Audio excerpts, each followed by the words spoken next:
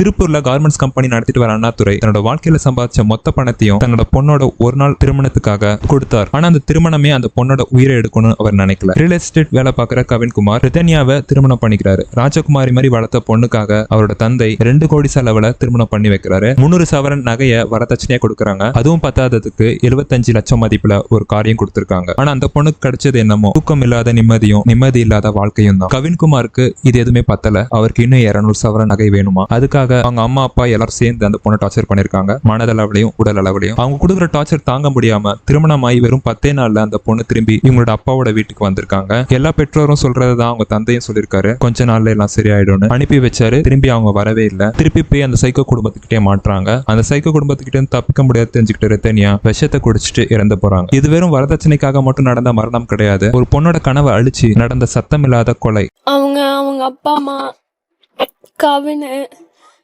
இவங்க எல்லாருமே பிளான் போட்டு தான் எனக்கு கல்யாணம் பண்ணியிருக்காங்க. அவங்க கொடுக்குற மென்டல் டார்ச்சர் என்னால் தாங்க முடியல. உடல் ரீதியாகவும் என்னால் அவங்க கூட உண்மையாமே இருக்க முடியல. ரொம்ப டார்ச்சராக இருக்கு. டெய்லியும் அதை யார்கிட்ட எப்படி சொல்லி புரிய வைக்கிறதுன்னு தெரியல.